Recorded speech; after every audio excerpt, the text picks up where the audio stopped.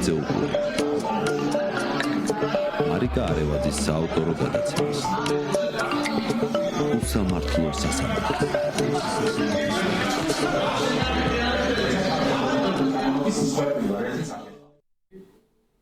მოგესალმებით, დღეს ოთხშაბათია და ვხვდებით ერთმანეთს გირჩი ტივის ეთერში გადაცემით უსამართლო სასამართლო. მე მარიკა არევაძე გახლავართ მისი წამყვანი და დღეს ჩვენ გადაცემაში ვისაუბრებთ რეჟიმის პატიმრების საბას ხვიტარიძისა და გიორგი ტერიშვილის საქმეებზე. დღევანდელი გადაცემის სტუმარი კი გახლავთ მათი ადვოკატი ირაკლი ჩომახაშვილი. თუმცა სანამ გადავიდოდე ჩემს სტუმართან, მანამ მინდა გესაუბროთ შერჩევით სამართალზე და მის მნიშვნელობაზე, ასევე კანონის უზენაესობაზე და ადამიანის უფლებების დაცვის კუთხით მის მნიშვნელობაზე. შერჩევითია სამართალი, როდესაც კანონი თანაბრად არ მოქმედებს ადამიანებზე, როდესაც ერთი და იგივე საქციელისთვის ადამიანთა გარკვეული ჯგუფი ისჯება, ხოლო ადამიანთა მეორე ჯგუფი არ ისჯება.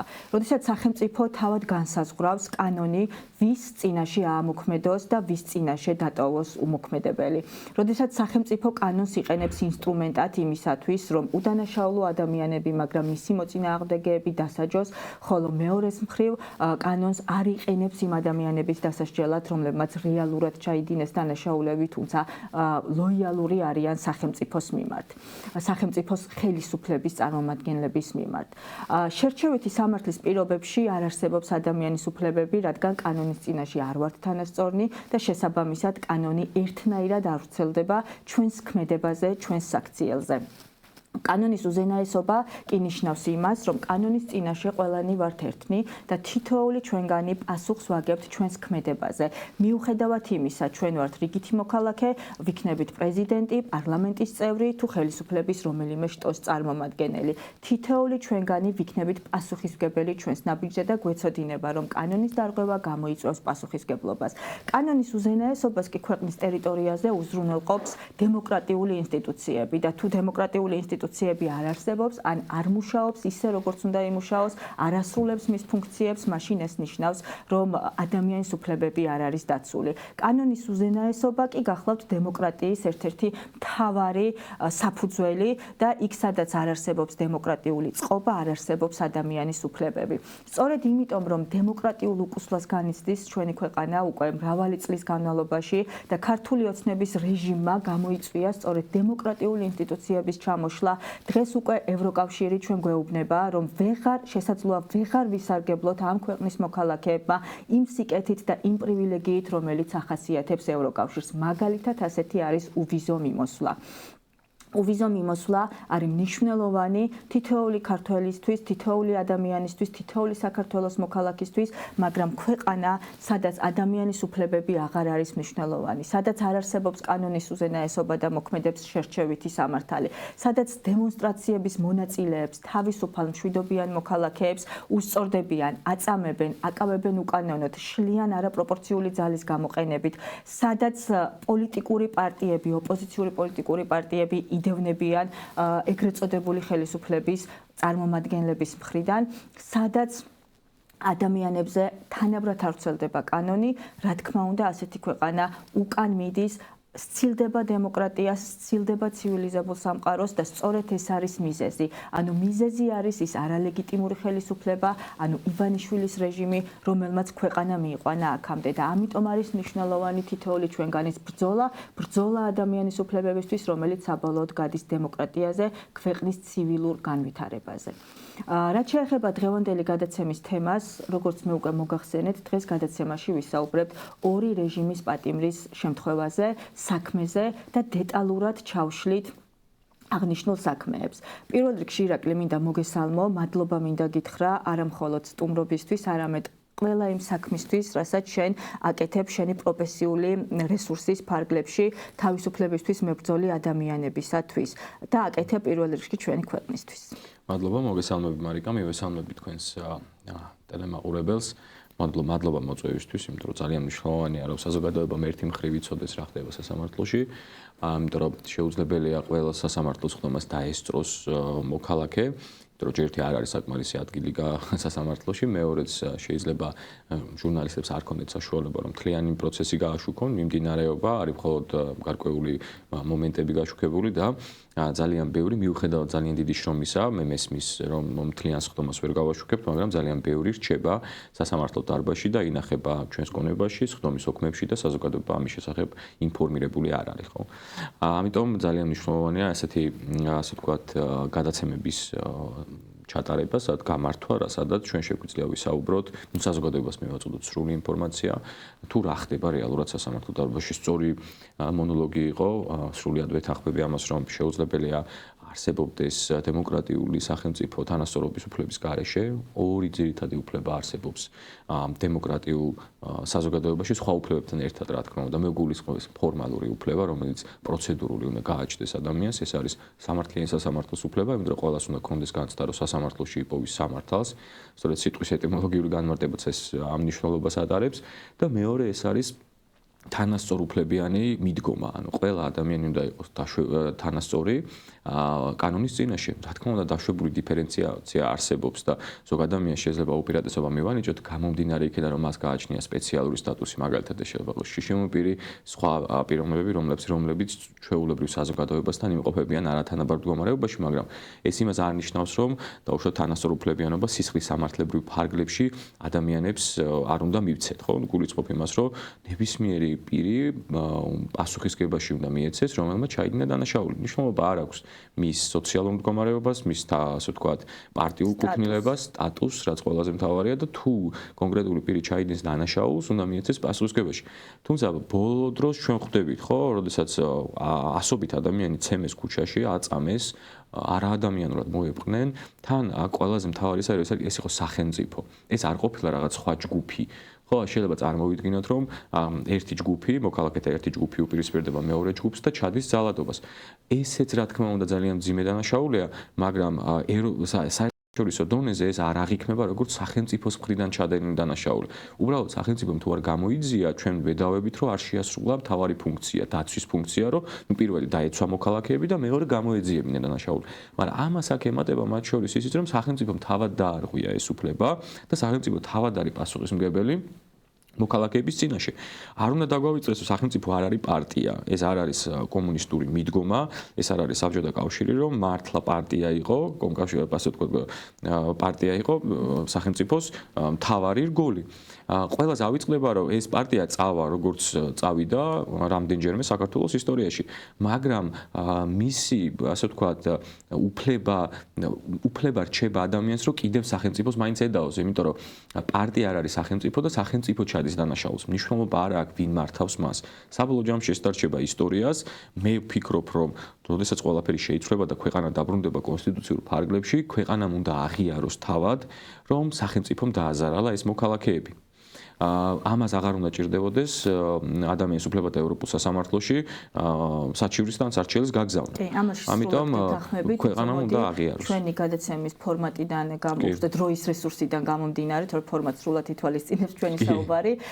დროის რესურსიდან გამომდინარე დავუბრუნდები უშუალოდ რეჟიმის პატიმრების საკითხს და დავიწყებ საბას ხვიტარიძით. საბას ხვიტარიძე დაკავებული იქნა 4 დეკემბრის ღამეს, 5 დეკემბერი, როდესაც თენდებოდა. ეს იყო ის ღამე, როდესაც პროდასავლური ოპოზიციური კოალიციები თავისუფლების მოედანზე შეიკრიბნენ სასტუმროში და იქიდან გამოსულნი, სამუშაო შეხვედრის შემდგომ გამოსულნი, მათ ტიტუშკებმა მოუწყეს იმ დროისათვის მათთვის ცნობილი იყო, რომ ტიტუშკებმა მოუწყეს ჩასაფრება, დახვდნენ სამოქალაქო ფორმაში ჩაცმული, ასე ვთქვათ, ძლიერი ადამიანები, მათ შორის ალკოჰოლური თრობის ქვეშ მყოფი ადამიანები, რომლებიც იგინებოდნენ, ილანძღებოდნენ და მათ შორის სიტყვიერ და ფიზიკურ შეურაცხყოფას აყენებდნენ პოლიტიკოსებს, რომლებიც გამოვიდნენ სასტუმროს ტერიტორიიდან.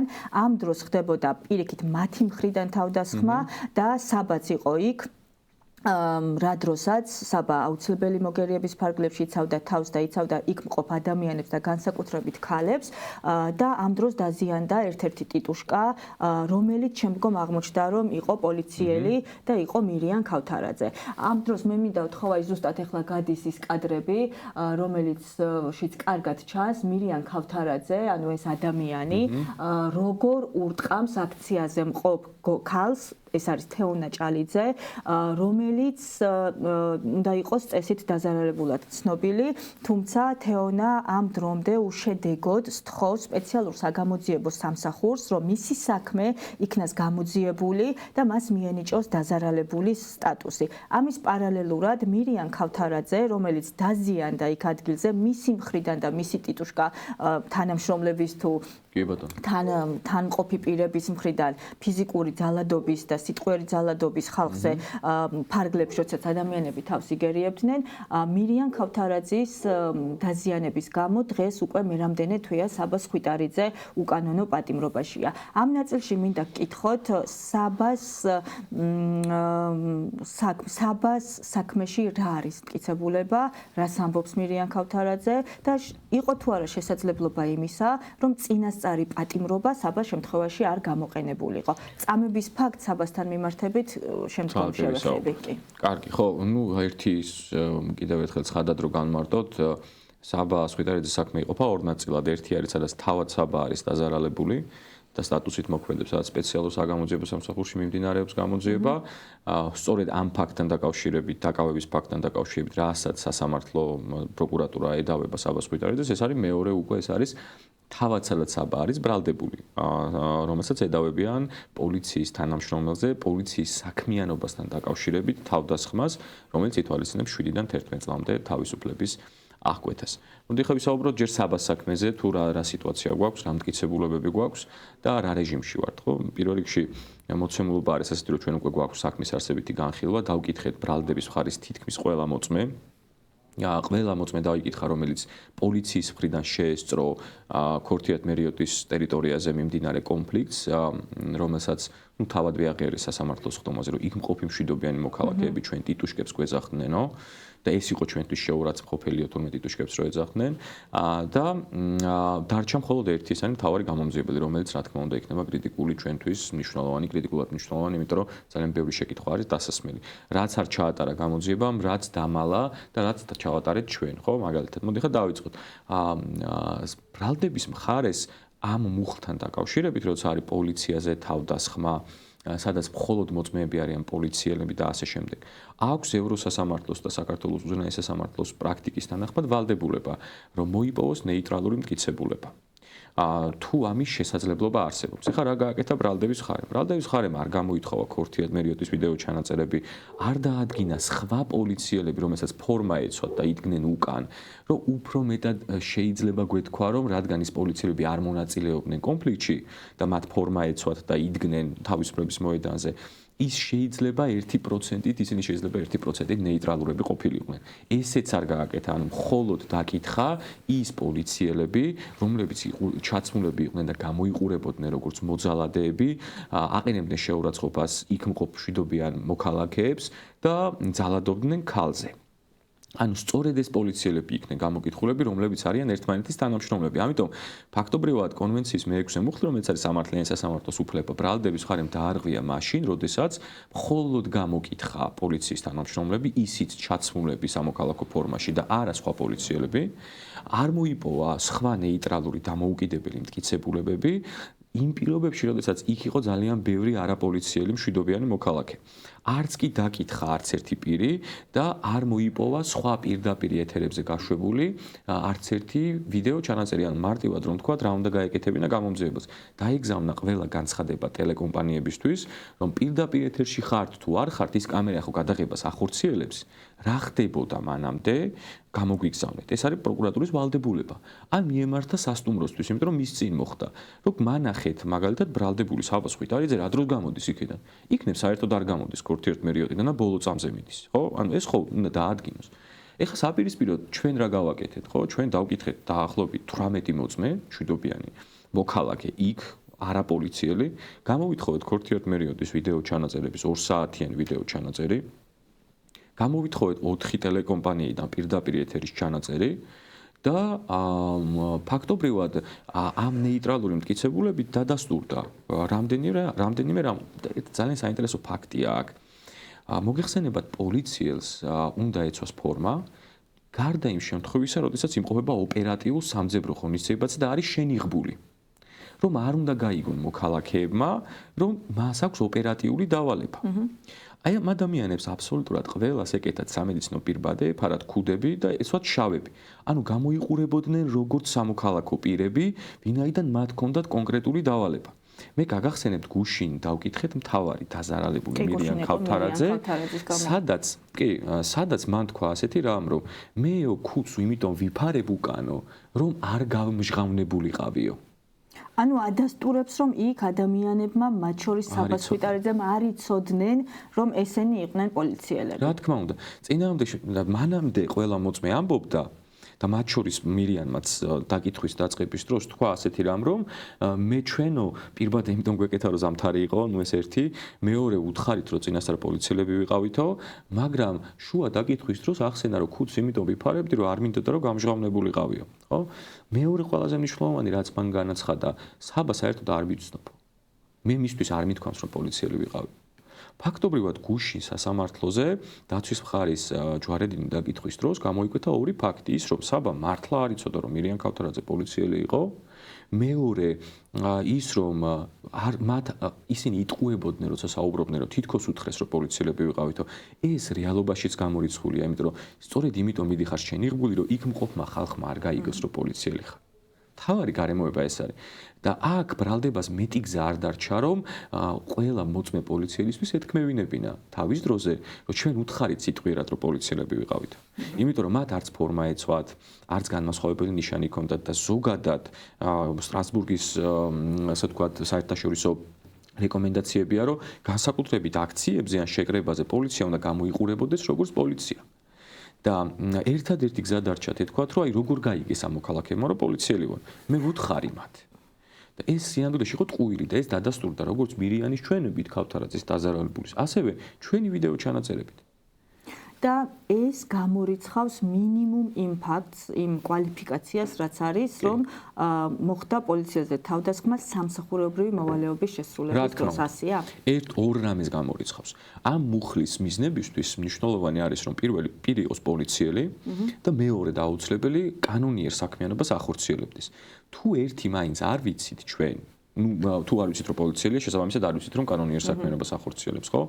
მაგრამ შეიძლება უფრო მეტიც ვიცოდეთ რომ ეს პოლიციელია, მაგრამ ის კანონიერ საქმიანობას არ ახორციელებდეს. მე სასამართლოზე უფრო მეტიც ვთქვი რომ აი დაუშვათ დაგიჯერეთ და გითხარით რომ მართლა უთხარით ამ ადამიანებს, მაგრამ ნუ ყავს ახლა ჩვენ 18 მოწმე რომ არ უთქვამთ. გვაქვს პირდაპირ ეთერი რომ არავინ არ ამბობს პოლიციელები ვართო, არიან პირბადეები. აი დაუშვათ ეს ყველაფერი სასამართლომ არ გაითვალისწინა. და თქვა რომ იცი რა მე ვუჯერებ მირიან ქავთარაძეს დაზარალებულს რომ მან თქვა რომ ის იყო პოლიციელი და იქ ხალხმა და მათ შორის საბამ გაიგო რომ ეს იყო პოლიციელი. აი მაგალითად ეს სიტუაცია განვითარდა. მიუხედავად ამისა თუ შეიძლება იქ ხალხმა იცოდა თუ არ იცოდა რომ პოლიციელი იყო, მასი საქმიანობა არ იყო კანონიერი. პოლიციის საქმიანობა არ არის ქალზე ხელის გარტყმა სახეში. ამიტომ, როდესაც მირიან ქავთარაძემ დაიწყო ძალადობა, მან ავტომატურად ჩააყენა ყველა იქ მყოფი პირი აუცილებელი მოგერიების მდგომარეობაში, როგორც საკუთარი თავის გადასარჩენად, ასევე თავისი კოლეგებისა და მეგობრების გადასარჩენად, ხო? შესაბამისად, რომც დაიჯეროს ეს სასამართლომ, რაც არ უნდა მოხდეს ეს.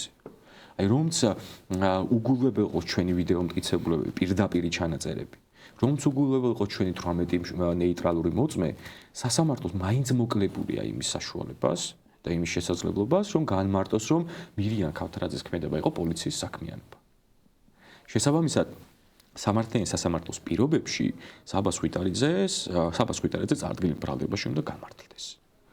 ახლა რომ დაუბრუნდეთ უშუალოდ საბას დაკავების ფაქტს და საბას დაკავების დროს მასზე განხორციელებულ არაადამიანურ მოპყრობას, მის დაკავების ნაწილშიც არის შეუსაბამობა, რეალური დაკავება საბუთებში მითითებულ დაკავების დროს და ადგილთან არის აცდენაში და ასევე საბაზე განხორციელდა ძალადობა რამდენჯერმე უკვე დაკავების შემდგომ სამმართველოს შენობაში.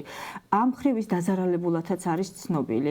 რა დეტალებზე შეგიძლიათ ყურადღების გამახვილება განხილვა და რა არის მნიშვნელოვანი ამ ნაწილში და ასევე დაზარალებულად ცნობის ფარგლებში ვინმე თუ არის პასუხისმგებელი პირი გამოვლენილი სპეციალურ საგამოძიებო სამსახურის მხრიდან. მოდი დავიწყოთ იქიდან, რომ გამოძიება მიმდინარეობს სპეციალურ საგამოძიებო სამსახურში უფლებამოსილების გადამეტებით, ჩადენილი ძალადობით, რომელიც ითვალისწინებს და 5-დან 8 წლამდე თავისუფლების აღკვეთას. ასევე წინსწრებად მე მინდა გითხრათ, რომ უამრავი გამოძიება მიმდინარეობს ასეთი სპეციალურ საგამოძიებო სამსახურში, მაგრამ არც ერთი პოლიციელი ჯერ დაკავებული არ არის, თუმცა სრულიად არსებობს უკვე იმის სტანდარტი, რომ ჩვენ რამდენიმე ასეული პოლიციელი დავაკავოთ და მივცეთ პასუხისმგებაში ეს დრო დადგება, რა თქმა უნდა, რომ სასამართალი იქნება ქვეყანაში, ჩვენ მივხედავთ ამ საქმეებს ისე როგორც შეეფერება სამართლიან ქვეყანას და სოციალურ სახელმწიფოს. რაც შეეხება საბას მოცემულობა, ჩვენ ვიმუშავეთ ამ საქმეზე, მათ შორის სპეციალურ საგამოძიებო სამსახურთან, ძალიან აქტიურად გამოძიების ფარგლებში ვითანამშრომლეთ, მივეცით ჩვენება, როგორც საბამ, ასევე მისმა მამამ საზას ხვიტარიძემ, რომელიც იყო შემსწრე საბას უკანონო დაკავების, ეს გულისხმობს ესტაფონის ტერიტორიაზე.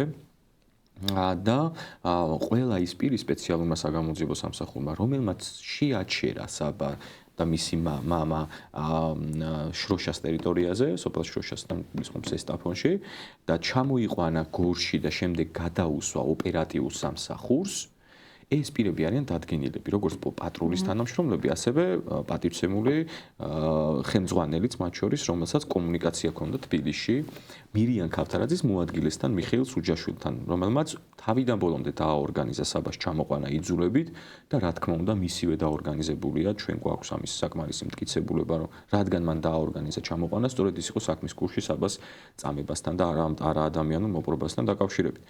თუმცა ესენი რას ამბობენ? ესენი ამბობენ მარტივ რაღაცას, რომ თავისინებით გამოყვა დილის 4 საათზე, რაც სრული სიგიჟეა, ხო, იმიტომ რომ მამამისი მიატოვა ზესტაფონში და თავისინებით გაყვა. ხოლო საპირისპიროს ამბობს მამამისის და მისი ჩვენება, ანუ პატრულის თანამშრომლები მივიდნენ, გააჩერეს ადგილზევე ბორგილები დაადეს, რომ არ განუმარტიათ უფლება, არც დაკავებულია, არც რომ მას აქვს ადვოკატის ყოლის უფლება, ჩამოართვეს მობილური ტელეფონები და გადაუკეტეს გზები. და ჩასვეს საბა და წამოიყვანეს და გადასვეს გორში 4 პოლიციელთან ერთად, რომლის სახელი და გვარებიც დადგენილია და მათ შორის ერთ-ერთი იყო მიხეილ სუჯაშვილი, ამ ყველაფრის ორგანიზატორი. და სწორედ ამ ავტომობილში განხორციელდა საბას განმარტებით მის მიმართ გაუპატიურების მუქარა. შემდეგ ეს საბა მიყვანილი იქნა დიღმის, ასე ვთქვათ, პოლიციის დეპარტამენტის განყოფილებაში, სადაც აიყვანეს მეხუთე სართულზე. ესეც დადგენილია საშუვინ დაუშვა. რა თქმა უნდა, ამის პერსონა გვყავს. და საბა აღწერს დეტალურად მეხუთე სართულზე რა ხდებოდა. რომელ კაბინეტში შეიყვანეს, რა მოხდა, საბა არასდროს არ ყოფილა მეხუთე სართულზე. და რაც გამოჩნდა არის ის, რომ მირიან ქავთარაძე ან დაზარალებული მიხეილ სუჯაშვილი, ვინ ჩამოიყვანა და მისი მოადგილე, ზუსტად მეხუთე სართულზე შედა. სამბაბობს, რომ მეხუთე სართულზე მე ფიზიკურად გამისწორდნენ. ეს ნიშნავს იმას, რომ მირიან ქავთარაძის სავარაუდო მხარდასაჭერად მისმა თანამშრომლებმა განახორციელეს ძალადობა საბას ხვიტარიძის. წინააღმდეგ შემთხვევაში მე მაქვს ლოგიკური ახსნა, საიდან უნდა იცოდეს პოლიციის მეხუთე სართულზე საბას ხვიტარიძემ კაბინეტების განლაგება. თუ ის არ ყოფილა მეხუთე სართულზე. ხოლო ყველა პოლიციელი ამბობს, რომ მეხუთე სართულზე საბას ხვიტარიძე არ ყოფილა. თუმცა ჩვენ ზეპირად ვიცით, რომელი კაბინეტი იყო. თუ არ გადააკეთეს ახლა სპეციალურად ეს კაბინეტები. მაგრამ მე ხო არა, მეხუთე სართულზე მოხდა ფიზიკური ძალადობა, უკვე მერვე სართულზე როცა ავიდნენ, მერვე სართულზე უკვე ოფიციალურად სადაც არის მისი საგამოძიებო ორგანო, რომელიც საბას საქმეს იძიებდა, იქაც მოხდა ძალადობა. ამის შემდეგ ჩაყვანილი იქნა დროებითი მოთავსების იზოლატორში და მე უკვე ჩვენ შევხვდით სახალხო დამცველის აპარატი ჩავთვით სპეციალური საგამოძიებო სამსახური, გამოვითხოვეთ ყველა მტკიცებულება, დანიშნულია სამედიცინო ექსპერტიზა საბას მიმართ, მოკლედ სპეციალურმა საგამოძიებო სამსახურმა. როდესაც საბას აქვს დაზარალებული სტატუსი მინიჭებული სპეციალურ საგამოძიებო სამსახურის მიერ. იმ პირობებში, როდესაც სპეციალურ საგამოძიებო სამსახურის მიერ დადგენილია ამ პროცესში მონაწილე ყველა პირი.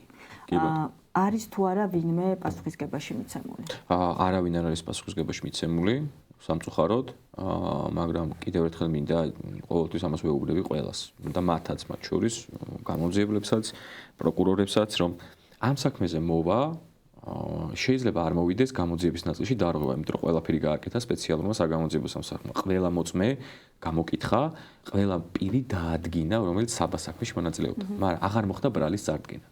ეს რას ნიშნავს? ეს ნიშნავს იმას, რომ ფორმალურად მათ სურთ, რომ ამ საქმეზე დარღვევა არ მოვიდეს კონვენციის, რომ ჩვენ ყველაფერი გავაკეთეთ და დანარჩენი პროკურატურას მიიღო ეს გადაწყვეტილება, ალბათ ეს მიდგომა აქვთ, მაგრამ ცალსახად მინდა უთხრა, რომ ესეც დარღვევა, ანუ საკმარისი არ არის, მე შემიძლია ვიყო გამომძიებელი, 10-20 დავკითხო, გამომეკვეთოს პირის ბრალი და არასდროს არ წაუყენო მას. ესეც ცალკე აღებული დარღვევაა და რაც უფრო გააბევრებენ, რა თქმა უნდა, რაც უფრო გააბევრებენ პოლიციელთა რაოდენობას, იმიტომ რომ რამდენიმე პოლიციას ჩვენება აქვს, რომ აი კარები ღია იყო, მერვე სართულზე უყურებდი, არაფერი არ ხდებოდა. ის პირებიც მიეცემიან პასუხისგებაში. ანუ 10 პოლიციელი უნდა იცოდნენ, რომ თუ კი მისცემენ არასწორ ჩვენებას და ჩაერთვებიან საქმეში, ერთვებიან უკვე ისეთ საქმეში, რომელმაც პასუხისგებლობა შეიძლება თავად მათი გამოიწვიოს. რა თქმა უნდა, ის რომ მე ვუყურებდი და არაფერი არ ხდებოდა, სინამდვილეში ხდებოდა დაზიანებები საიდან მოვიდა, ხო? ვუყურებდი და არაფერი არ ხდებოდა და ჩემი ეფექტური ზედამხედველობის ქვეშ იყო და ბოლოს დაზიანება აღმოაჩნდა. ზუსტად უნდა იცოდე, რომ გავა შეიძლება რამდენიმე წელი გავიდეს, ევროსასამართლოდან ჩამოვიდეს დარღვევა და სახელმწიფო იყოს ვალდებული პასუხისგებაში მისცეს ეს პოლიციელები, იმიტომ რომ თუ ასე არ გააკეთებს, ის დაექვემდებარება მინისტრთა კომიტეტის გაფრთხილებებს და მათ შორის სანქციებსაც. ამიტომ ესეთი შემთხვევა ძალიან ბევრი გვაქვს ჩვენ. თუნდაც ახლა ხანს რამდენიმე საქმეზე ჩამოვიდა სტრასბურგის გადაწყვეტილება, სადაც დარღვეული იქნა კონვენციის მესამე მუხლი, ანუ წამებისა და არაადამიანური მოპყრობის და ნაწილი და რამდენიმე პოლიციელი მიეცა პასუხისგებაში. ამიტომ ეს გარდაუვალია და რაც უფრო გააბევრებენ პოლიციელი შემსწრეთა რაოდენობას, რომ გაამყარონ საქმე, მით უფრო მეტი პირი მიეცემა პასუხისგებაში და მე მინდა მათ უთხრა, რომ როდესაც მოხდება ეს ყველაფერი, ძალიან ბევრი მომდა ითანამშრომლებს. და თქვა სიმართლე. თუ ითანამშრომლებს, ჩვენ არ ვართ ბოროტი ადამიანები, საბა არ არის ბოროტი ადამიანი და თუ რომელიმე პოლიციელი ითანამშრომლებს და სიმართლეს იტყვის, ჩვენ აუცილებლად მის მიმართ ვიტყვით, რომ კი ბატონო, გავრცელდეს მასზე შეღავათები. ოღონდ თქვი სიმართლე, ჩვენი მიზანი არ არის, რომ ეხა საბა თვითონ ზის ციხეში. დავით ადამიანი, რომელიც თავად ზის პენტესტურ დაწესებულებაში, მისი მიზანი არასდროს არ არის ხოლმე, რომ ვიღაცამ კაცრად დასაჯოს და ათეულობით წელი ციხეში გაატარებინოს. მისი მიზანია სამართლიანობა აღდგეს და დადგინდეს, რაც მოხდა. შესაბამისად, თუ ვინმე ითანამშრომლებს ამ საქმეზე, მე მინდა უთხრა პოლიციელებს, თუ ვინმე ერთი მაინც გაბედავს და მომავალში ითანამშრომლებს, ჩვენ მის მიმართ შევეცდებით, რომ გქონდეს მიდგომა ლოიალური, რა თქმა უნდა, სამართლებრივი რეჟიმის ფარგლებში. ოღონდ თქვენ სიმართლე. და დანარჩენები, ვინც ამის ორგანიზატორები იქნებიან, ისინი მივცეთ პასუხისგებაში, ჩვენთვის თავარი ეს არის. შეიძლება ითქვას, რომ საბას ხვიტარიძის საქმე არის კლასიკური მაგალითი შერჩევითი სამართლის, რადგან საბას ისეთი ბრალი აქვს წაყენებული, რომელიც ფაქტობრივად არ არსებობს და იმავე საქმეში, როდესაც მირიან ქავთარაძე, რომლის გამოც საბას ხვიტარიძეს აქვს ბრალი წარდგენილი, თავად იყო მოძალადე თეონა ჭალიძესთან მიმართებით. საჩივარი შესულია სპეციალურ საგამოძიებო სამსახურში, თუმცა სპეციალურ საგამოძიებო სამსახურისგან არ ხდება რეაგირება, ანუ არ ხდება მირიან ქავთარაძის პასუხისგებაში მიცემა. ანუ რასაც ვამბობდი მე შესავალში, როდესაც ვთქვი, რომ სახელმწიფოს შეუძლია კანონი გამოიყენოს მისთვის არასასურველი პირების წინააღმდეგ ინსტრუმენტად და ამავდროულად პასუხისგებლობისგან გაანთავისუფლოს ის პირები, რომლებსაც ჩადენილი აქვს სავარაუდო დანაშაული. კი ბატონო. სწორედ ამის შეჩერება გვინდა ჩვენ და გვინდა კანონის უზენაესობა და კანონის უზენაესობის პირობებში მირიან ქავთარაძე დღეს იქნებოდა საბრალდებო სკამზე, საბას ხვიტარიძე დღეს მაღალი ალბათობით არ იჯდებოდა საბრალდებო სკამზე. ეხლა რომ გადავიდეთ ჩვენ გიორგი ტერიშვილის შემთხვევაზე, ესეც ძალიან მნიშვნელოვანი შემთხვევა ერთის მხრივ და ემოციური მეორეს მხრივ, იმიტომ რომ მთელი მისი ოჯახის ისტორია უკავშირდება საქართველოს დამოუკიდებლობისთვის ბრძოლას. რა ბრალი აქვს გიორგის წაყენებული და რამდენად რეალურია ეს ბრალი? რაც შეეხება გიორგის, ხო, ეს მისი მართლა ოჯახური ტრაგედია ჩემთვის ძალიან ემოციურად მძიმეა და ყოველთვის თავს ვიკავებდი ხოლმე ამაზე საუბრისგან, ალბათ შეამჩნევთ, რომ არც სასამართლოში არ მიხსენებია, იმიტომ რომ საკმაოდ რთულია მის ადგილას წარმოიდგინო თავი 92 წელს მისი ძმა საპროტესტო აქციაზე ცეცხლსროლი არაღის შედეგად გარდაიცვალა, როცა იბრძოდა დროშით ხელში და მეტროში იყო და რაღაც გავიდა რამდენიმე ათეული წელი და უკვე გიორგის თავად აქციაზე უკანონოდ დააკავეს, ხო? და ეს ხო არის რაღაც სიმბოლურია. ალბათ ის რომ ოჯახური ტრაგედია არის, ეს ძალიან დიდი და სიმბოლურია ამ ოჯახის მიმართ, ამ ოჯახთან მიმართებით, თუმცა ჩემი სურვილი იქნებოდა რომ ეს არ ყოფილიყო და არ ყოფილიყო სიმბოლური არც გიორგის საქმე. და ალბათ ხო ყველაზე მეტად რა თქმა უნდა ოჯახის წევრების განსაკუთრებით ხანში შესული დედის მესმის რომ ერთი შვილი აქციაზე დაკარგა, მეორე შვილი სამართლიანო ევროპისთვის, მართლა ანწუხელიზესთვის, მართლა საქართველოს მომავლისთვის ისთვისაც იბრძოდნენ ძალიან დიდი ხნის განმავლობაში ქართველები, სწორედ ამის გამო არის დაკავებული. ეს ისტორიული ფონი გვერდზე რომ გადავდოთ და ალბათ სასამართლოსაც უნდა გაეთვალისწინებინა ეს და საერთოდ როდესაც პირს ბრალს უყენებ, მისი ისტორია უნდა იცოდე, ანუ ადამიანები არ არიან ციფრები. რამდენს აუყენებ ბრალს, რა არის სტატისტიკა. მოსამართლე როცა დაკავების ორდერს გასცემს, ბრჭყალებში ორდერს რა თქმა უნდა დაკავების განჩინებას გასცემს. ის უყურებს ფურცელს ყოველთვის. ფურცელზე რა წერია და იმ ფურცლის უკან ადამიანები არიან, იმ ფურცლის უკან არის ოჯახი, მეგობრები და სოციუმი, ხო, ისტორია და სწორედ ეს არის ფორმალური მართლმსაჯულება, რომ სასამართლო არ ჩადის ბოლომდე ამ ნაწილის განხილვაში და გიორგის შემთხვევაში ეს მოხდა. გიორგის ედავებიან, რომ ისროლა ძირს დაგდებული გასროლილი სველი მაშხალა ფიზიკურად, ანუ ის ქაღალდი მოკლედ რა, უკვე სველი ქაღალდი, რომელიც არავის არ მოხვედრია, ეს ესე. მეორეც ჰაერში გასროლა წყლის ბოთლის ან რაღაცა ქაღალდის და მეორე მხრივ შევხედავთ, რომ ეს არის 4-დან 6 წლამდე თავისუფლების აღკვეთა, არის ცოტა ირონიული და კომიკური და ტრაგიკულიც ერთდროულად, ხო? ჩვენი და გიორგის საქმეში არის ვიდეო ჩანაწერი პოზიტივის პირდაპირ ეთერში გაშვებული და მეორე ეს არის ჰაბიტოსკოპიური ექსპერტიზა, რომ ეს არის ნამდვილად გიორგი. ანუ ჩვენი საკითხი როგორია, ძალიან ბევრი ადამიანი ხშირად ამბობს, რომ ჩვენ ესენი იყვნენ თუ არა იქ. გიორგისთვის ის ნაწილი, რომ იყო იქ და აპროტესტებდა ამ ყველაფერს, არის აამაყო და დასამალი არ არის.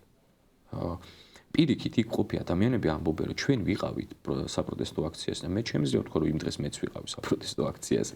ალბათ იმ დღეებში არც ერთი დღე არ გამომიტოვებია, რომ არ ყოფილიყავი და ხო, იმიტომ რომ არის რაღაც ცხოვრებაში თავარი მომენტებსაც გადაწყვეტილება სწორად უნდა მიიღო. გიორგიმ ეს გადაწყვეტილება მიიღო ქვეყნის ინტერესებისათვის, თავისი ცხოვრებისთვის ალბათ არასწორად, იმიტომ რომ დაკავებულია დღეს, მაგრამ ქვეყნისთვის სწორად კომპრომისებია, ხო? შეუძლებელია ყოველთვის ვიღაცასთან ან საკუთარ თავთან ან სხვასთან სწორი იყო, მაგრამ თავარია რომ უდიდესი ღირებულება რაც არის პატრიოტიზმი, რაც არის ქვეყნის სიყვარული, გამოავლინოს საკუთარ ქმედებებში და არა მხოლოდ სიტყვაში, ხო? და ეს ადამიანები არა მარტო გიორგი, არამედ აქ დაკავებული ათეულობით ადამიანი, რომელიც არიან მსახიობები, ბიზნესმენები, ეკონომისტები, შეიძლება იურისტიც იყოს, ანუ სრულიად სხვადასხვა. უყურეთ, ეს არ არის რაღაცა პარტიული დაკავება არ ყოფილა. ან ეს ერთ პარტიის ქვეშ გაერთიანებული ადამიანები. ეს არის სრულიად აპარტიული ხალხი, გულწრფელი პროტესტის შედეგად გამოსული გარეთ და რომელთაც საერთო არაფერი არ აქვს გარდა ქვეყნის სიყვარულისა. ანუ მათი საერთო არც საერთო სამეგობრო, არც საერთო ასაკია, არც საერთო სანაცნობო, არც საერთო შეხედულებებია. ერთმანეთს თუ იცნობენ დაკავებამდე. არა, რა თქმა უნდა, ერთმანეთი გაიცნეს ბადრაგირებისას გადმოყვანის დროს. და არა ეს რითია ხა დადასტურებული, ხო? არც ერთი სატელეფონო ზარი ერთმანეთთან არ აქვთ.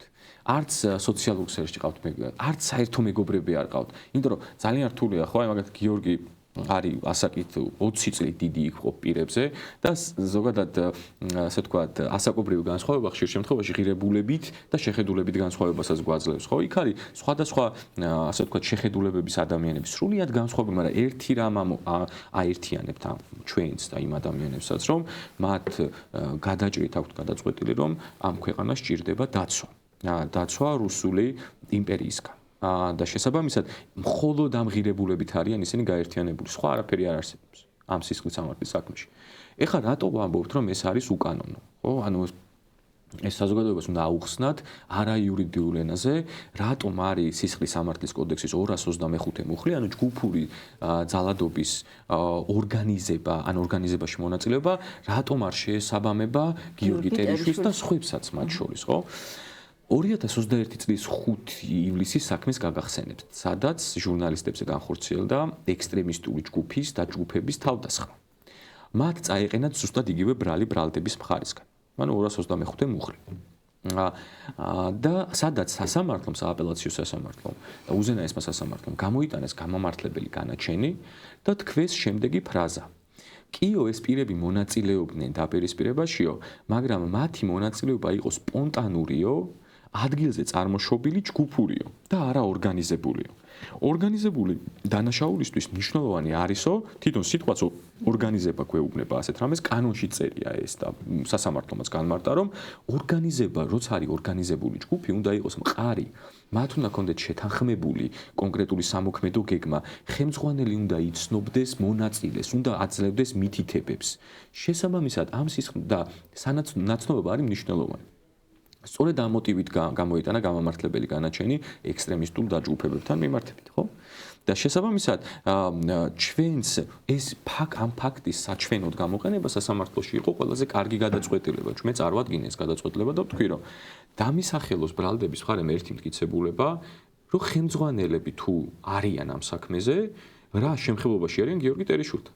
ვინმე მუთხრა გიორგის აქ დადექი, ან ეს გააკეთე, ან რაიმე ქმედება განახორციელე, ამის გარეშე ნებისმიერი ადამიანის მოქმედება არ არის ორგანიზებული. შესაბამისად, თავი და ბოლომდე გამოირიცხება ეს ბრალი.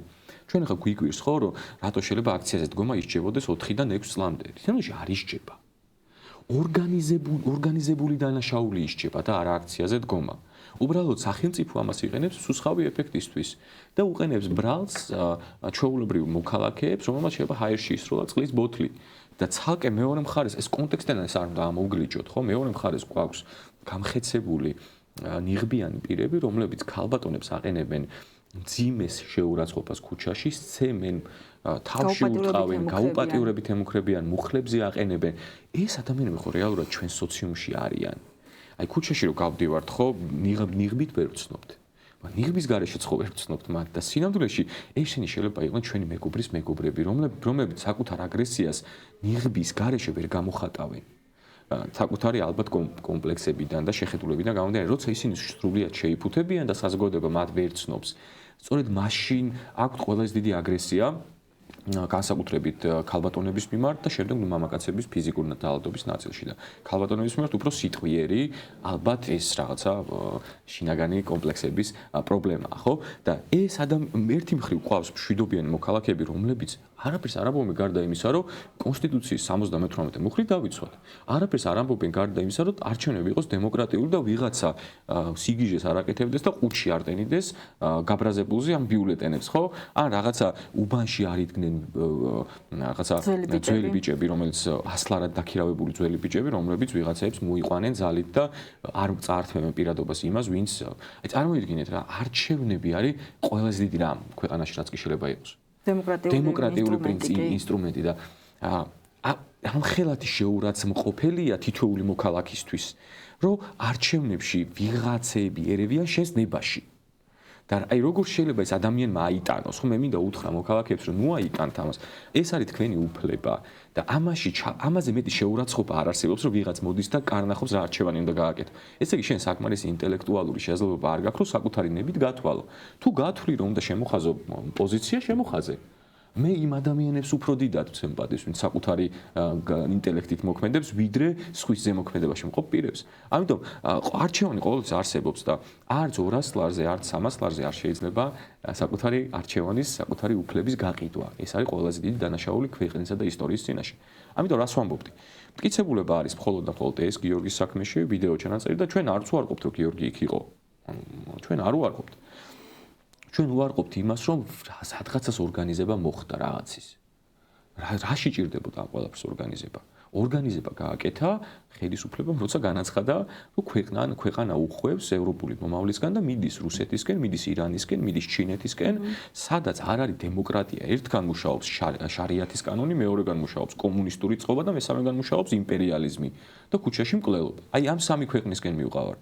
თქვენ სად გინახავთ ერთი ქვეყანა დამისახელეთ, სადაც რომელიც არის რუსეთის პარტნიორი და არის განვითარებული, რომელიც არის ირანის პარტნიორი და არის დემოკრატიული. ამიტომ ეს ადამიანები გამოხატავდნენ ამას. რომ ყველა თითქოს მიეჩვია, რომ რადგან უვიზო მიმოსვლა გვაქვს ევროპასთან, ეს რაღაცა ოდითგანვე ასე იყო. ანუ გაიხსენეთ 10 წლის უკან რა ხდებოდა და რიგებს გაგახსენებთ ვიღაცისთვის, სანატრელი რო იყო გერმანიაში ჩასვლა და დღეს 300 ლარად და 400 ლარად ბილეთს აიღებ და გაფრინდებ. ეს არის დამსახურება გიორგის ნაირი ხალხის, რომელიც მუდმივად იბრძოდა განვითარებისთვის და ევროპისთვის. და ძალიან მალე თუ ეს არ იქნება, ეს არის ველა იმ პირის დამსახურება, ვინც ჩუმად არის. ეს არ არის იმის დამსახურება, ვინც ყვირის, ვინც თავის აზრს გამოხატავს. ვინც ჩუმად არის დემოკრატიული კურსისთვის, განვითარებული კურსისთვის. ვინც ჩუმად არის, სწორედ მათი დამსახურება იქნება, რაც ამ ქვეყანას დაემართება და იმიტომ რომ ჩუმად ყოფნაც პოზიციაა. ჩუმად ყოფნაც პოზიციაა, განსაკუთრებით იმ დროს, როცა შენს ქვეყანას ყველაზე მეტად უჭირს და სჭირდები. რომ შევაჯამოთ გიორგისთან მიმართებით, შეიძლება ითქვას, რომ საქმეში არ არსებობს მტკიცებულებები, საქმეში არ არსებობს ის ელემენტები, რომელიც უნდა ახასიათებდეს ორგანიზებულ დანაშაულს და აქაც ჩვენ გვაქვს სახეზე შერჩევითი სამართალი, რა დროსაც თავისუფლებისთვის მებრძოლ ადამიანს უსაფუძვლოდ უყენებენ ბრალს და სჯიან იმისთვის, რომ შეაშინონ სხვები. მადლობა ირაკლი, მადლობა სტუმრობისთვის, მადლობა ყველაფრისთვის, რასაც შენი კიდევ ერთხელ ვამბობ, შენი პროფესიული საქმიანობის ფარგლებში აკეთებ ამ ადამიანებისთვის და ქვეყნის მომავლისთვის. შეგახსენებთ, რომ ეს იყო გადაცემა უსამართლო სასამართლო მარიკა არევაძესთან ერთად, ჩვენ დაგემშვიდობებით მომავალ პარასკევამდე.